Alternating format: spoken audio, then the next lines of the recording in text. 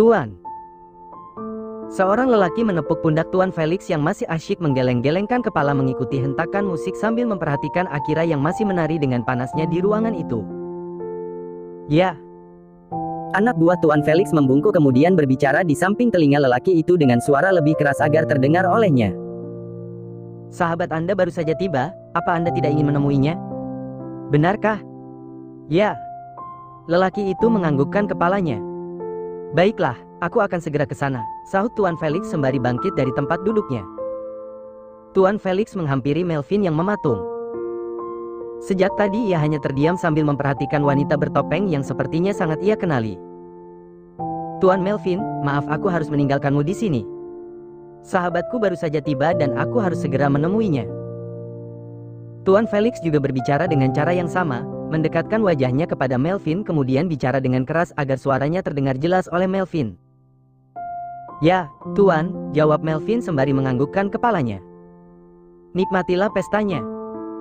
Karena ini kupersembahkan khusus untukmu, Tuan Melvin.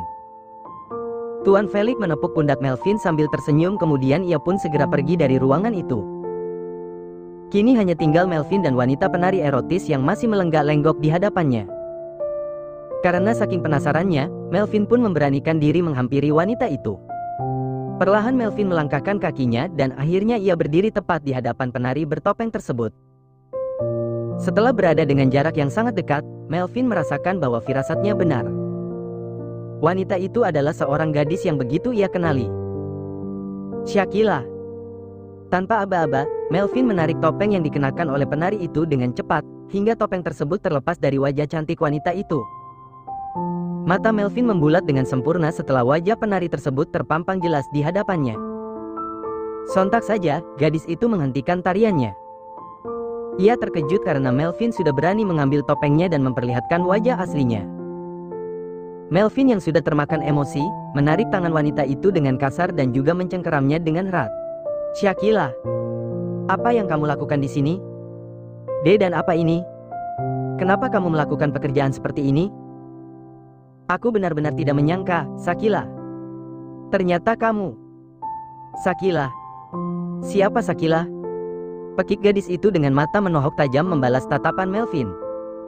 Gadis itu mencoba melepaskan cengkeraman tangan Melvin, tetapi tidak bisa. Hingga akhirnya gadis itu berteriak memanggil seseorang. Bodyguard. Dua orang laki-laki bertubuh tambun datang entah dari mana kemudian menghampiri Melvin dengan cepat. Ia menarik tubuh Melvin agar menjauh dari gadis penari tersebut sambil menatap Melvin dengan tatapan membunuh. Lepaskan nona kami. Titah salah seorang bodyguard sambil mencengkeram leher Melvin. Apakah Anda lupa, peraturan pertama? Anda tidak boleh menyentuh nona kami, lanjut bodyguard tersebut. Sedangkan salah satu bodyguardnya yang lain bertugas mengamankan gadis itu dan memberikan sebuah jubah untuk menutupi tubuh seksinya gadis penari tersebut. Gadis cantik berbalut pakaian seksi itu segera pergi meninggalkan ruangan sembari mengenakan kembali topeng dan juga jubah yang diberikan oleh bodyguard kepadanya. Ia tidak peduli bagaimana ekspresi Melvin saat itu. Sedangkan kedua bodyguard bertubuh tambun tersebut mengikuti langkah sang wanita penari dari belakang. Siapa gadis itu? Apa benar dia Shakila? Gumam Melvin sambil memperhatikan ketiga orang tersebut hingga mereka menghilang dari pandangannya. Aku harus tahu siapa wanita itu, harus. Melvin bergegas pergi dari ruangan itu kemudian mencari keberadaan wanita penari dan kedua bodyguardnya. Hingga akhirnya ia menemukan mereka bertiga dan mulai membuntuti dari belakang tanpa sepengetahuan ketiga orang tersebut. Itu dia, gumam Melvin sembari meraih ponselnya. Ia membuka daftar kontaknya kemudian mencoba menghubungi nomor ponsel Shakila. Sementara itu, Shakila sudah hampir larut ke alam mimpinya, tetapi tiba-tiba saja ponsel yang ia letakkan di atas nakas, bergetar hingga hampir terjatuh dari nakas tersebut. Shakila yang sudah kelelahan, hampir tidak dapat membuka matanya lagi. Ia meraba-raba atas nakasnya dengan mata terpejam kemudian mengambil ponsel tersebut. Ya halo, siapa ini? Shakila. Pekik Melvin dengan mata membulat. Kalau yang bicara denganku adalah Shakila, lalu siapa gadis itu? Gumam Melvin sambil memperhatikan wanita penari dengan kedua bodyguardnya. Tuan Melvin. Pekik Shakila setelah sadar bahwa yang sedang bicara dengannya adalah lelaki yang selama ini suka mengganggunya. Kamu sedang apa, Shakila? Tanya Melvin yang begitu penasaran. Aku sudah bersiap untuk tidur, Tuan Muda. Mataku sudah tidak bisa diajak kompromi lagi. Sebaiknya kita sambung pembicaraan kita besok pagi saja, ya. Ponsel milik Shakila jatuh di samping kepalanya karena gadis itu benar-benar sudah larut ke alam mimpinya. Melvin terus mengikuti ketiga orang tersebut hingga ke areal parkir. Wanita penari dan 2 bodyguard menghampiri salah satu mobil mewah yang terparkir di sana kemudian memasukinya. Tidak berselang lama, mobil mewah tersebut bergerak maju kemudian melaju meninggalkan areal parkir dan menghilang di tengah keramaian kota. Siapa gadis itu? Kenapa dia begitu mirip dengan Shakila? Apakah Shakila dan Akira kembar atau mereka hanya kebetulan mirip saja? Tapi, jika mereka kembar, kenapa Om Yo tidak pernah bercerita? Dan kenapa juga Om Yo tega melepaskan salah satu anaknya? Atau Melvin bergumam ria sambil melajukan mobilnya kembali ke mansionnya. Sementara itu di dalam sebuah mobil mewah lainnya. Siapa lelaki itu? Kenapa dia begitu berani menyentuhku? Bukankah aturan mainku sudah jelas atau kalian lupa memberitahukan hal itu kepadanya? Kesal gadis penari erotis yang terkenal dengan sebutan Akira tersebut. Maafkan kami Nona, tapi kami sudah memberitahukan hal itu pada Tuan Felix dari jauh hari. Salah seorang bodyguard menjawab pertanyaan gadis itu sambil melajukan mobilnya. Lalu, kenapa dia nekat melakukan hal itu padaku dan sekarang dia sudah melihat wajahku dengan sangat jelas? Blacklist nama lelaki itu karena aku sudah tidak ingin berurusan dengannya lagi. Baik, Nona. Keesokan harinya. Melvin sayang, matamu kenapa? Tanya Marisa saat ia melihat mata panda Melvin. Tadi malam aku tidak bisa tidur, Mom. Melvin menarik sebuah kursi dan duduk di samping Maria yang sudah memulai sarapannya tanpa mempedulikan yang lain. Kamu begadang lagi? Tanya Marisa. Memangnya kamu pulang jam berapa tadi malam? Pasti pestanya sangat meriah, ya? Sela Marvel yang kini juga duduk di salah satu kursi. Sebenarnya, Melvin terdiam, untuk saat ini dia tidak ingin menceritakan sosok Akira yang begitu mirip dengan Shakila kepada siapapun. Ia ingin menyelidikinya terlebih dahulu dan setelah semuanya jelas, baru ia akan menceritakan hal itu pada mereka. Sebenarnya apa, Vin? Marisa masih penasaran. Bukan apa-apa, Mom. Ya, pesta tadi malam sangat meriah hingga aku lupa waktu. Dasar. Marisa meraih sendok dan garpu kemudian memulai sarapannya. Marisa sempat melirik Marcelo yang hanya diam dan tidak bicara sepatah kata pun. Namun, netra elang tersebut terus memantau ketiga anaknya. Setelah beberapa saat, sarapan mereka pun selesai. Maria dan kedua kakak lelakinya siap berangkat ke tujuan mereka masing-masing. Bye, Mom. Bye, Dad. Maria menaiki motor matiknya kemudian memasang helm berwarna pink tersebut ke atas kepala. Setelah selesai, ia pun segera melajukan benda tersebut menuju sekolahnya. Bagaimana reaksi Aidan ketika ia tahu bahwa Maria adalah seorang pecinta si Kitty? Entah mengapa aku tidak yakin Aidan bisa menerima hal itu, ucap Marisa sembari melangkahkan kakinya memasuki mansion bersama Marcelo. Aidan pasti menerimanya, aku yakin itu. Marisa menghembuskan napas panjang seraya tersenyum getir. Semoga saja. Di perjalanan, bukannya sekolah, Maria malah menghentikan motornya di sebuah taman di pinggir jalan. Ia duduk di salah satu kursi yang ada di taman tersebut sambil meratapi nasibnya. Sementara Maria tengah asik duduk melamun memikirkan masalah pertunangannya bersama Aidan, Dylan malah melewati taman itu bersama Pak Udin yang kini tengah fokus melajukan mobilnya. Mata Dylan tertuju pada sebuah motor matik berstiker Hello Kitty yang sangat ia kenali, yang kini terparkir di pinggir jalan. Bukankah itu motor milik Maria? Sedang apa dia di sana? Apa dia bolos lagi? Gumam Dylan sembari melirik jam tangannya. Ah, biarinlah, ucap Dylan yang mencoba acuh. Namun, baru beberapa meter Dylan melewati taman tersebut, ia sudah memerintahkan Pak Udin untuk putar balik. Pak Udin, kembali. Titah Dylan refleks. Kita mau kemana, Tuan? Kembali ke taman di pinggir jalan yang baru saja kita lewati. Walaupun Pak Udin bingung, tetapi karena ini adalah titah dari Big Boss-nya, Pak Udin pun menurut saja. Ia memutar balik mobil yang ia kemudikan kembali menuju taman. Berhenti di sini, Pak. Titah Dylan sebelum mobil tersebut mencapai taman. Seperti biasa, Dylan melepaskan dasi, jas serta rompi mahalnya kemudian keluar dari mobil tersebut. Pak Udin, pergilah. Nanti jika urusanku sudah selesai, aku akan segera menghubungimu, ucap Dilan sebelum ia melangkahkan kakinya menuju taman tersebut. Siap, Tuan. Jawab Pak Udin dengan wajah semeringah. Dari kejauhan, Dilan memperhatikan seorang gadis sedang duduk di salah satu kursi taman dengan wajah menekuk. Ia menghampiri gadis itu kemudian duduk di sampingnya. Hai, Maria. Sedang apa kamu di sini? Maria sempat terkejut dan refleks menoleh ke sampingnya. Om Udin. Mata Maria terlihat berkaca-kaca saat bersitatap dengan lelaki tampan yang kini duduk di sampingnya. Kenapa lagi, Maria?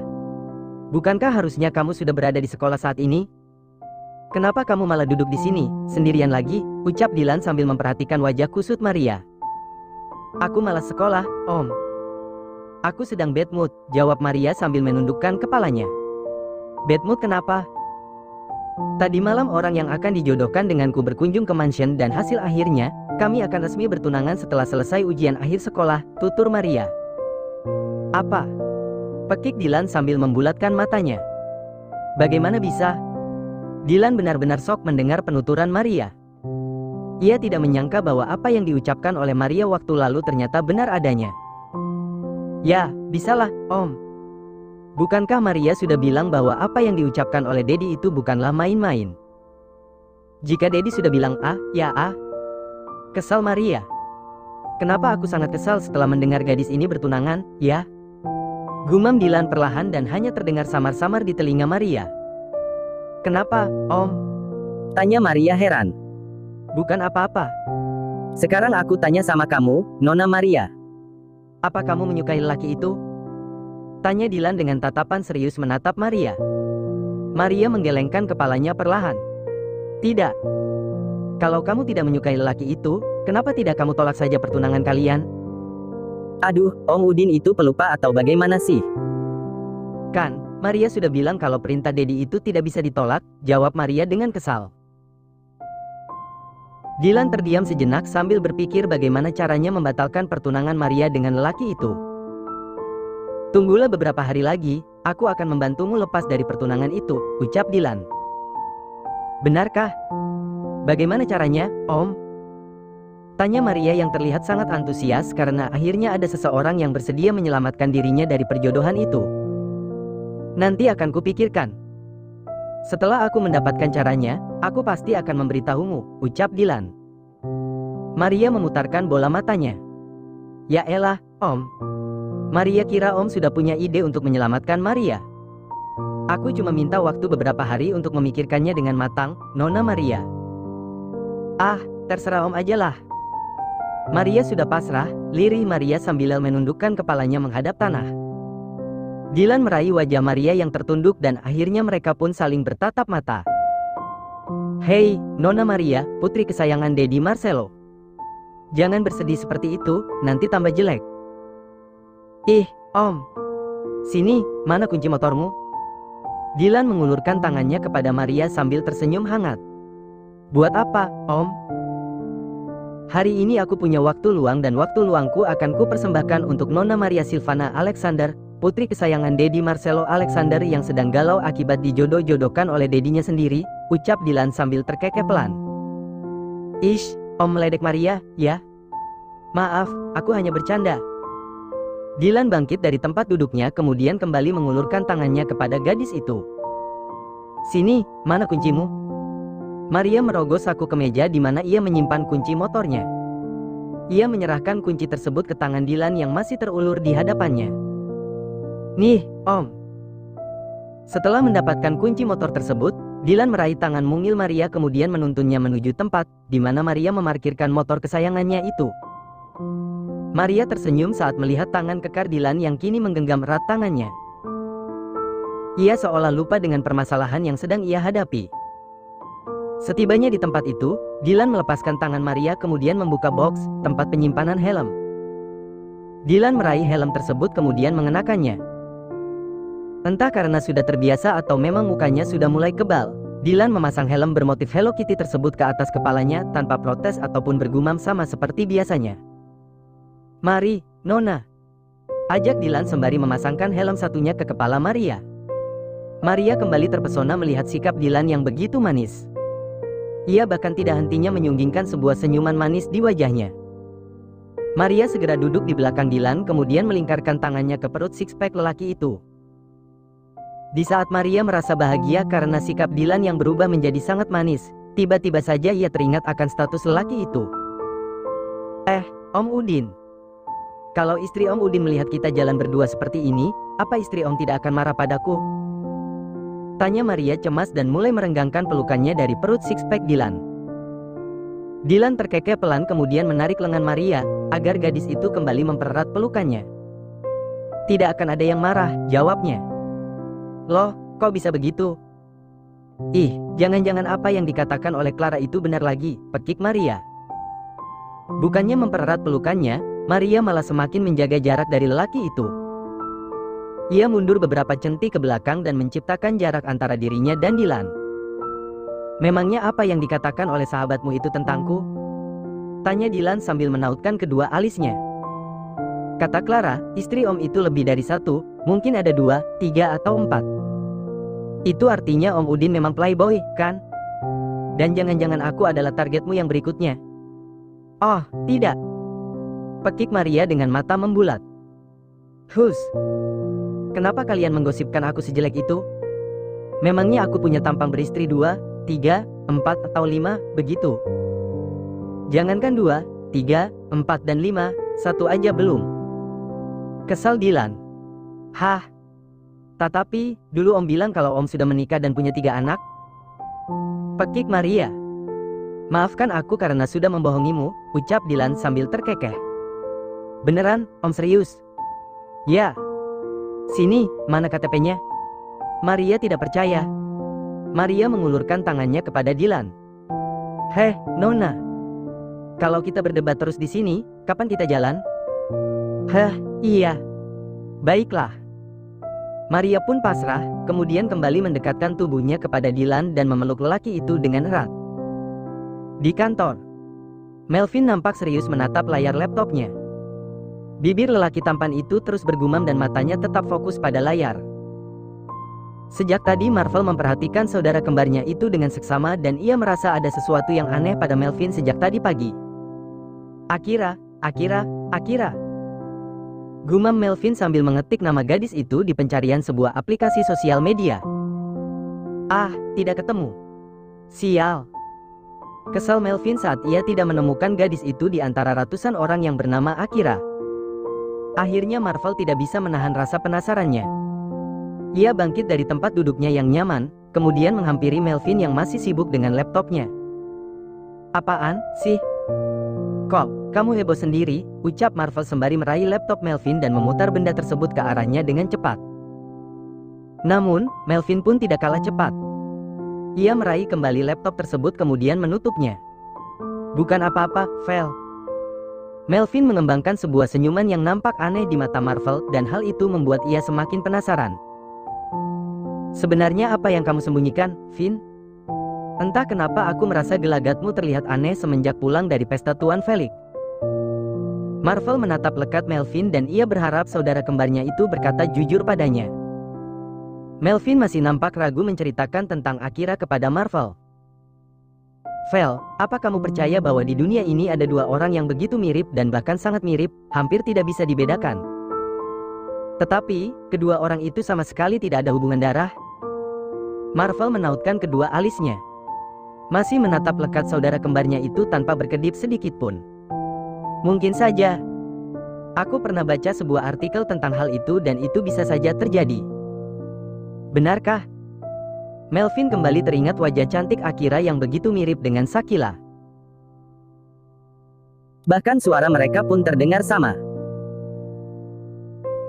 Mungkin, jika seandainya malam itu Sakila tidak mengangkat panggilannya, Melvin akan kekeh mengatakan bahwa Akira adalah Sakila.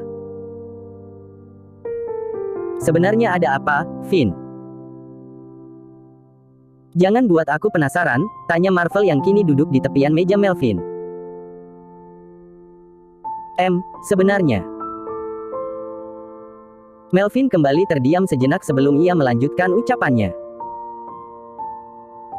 Tadi malam Tuan Felix mengajakku ke pesta pribadinya. Kamu tahu sendiri, kan bagaimana Tuan Felix?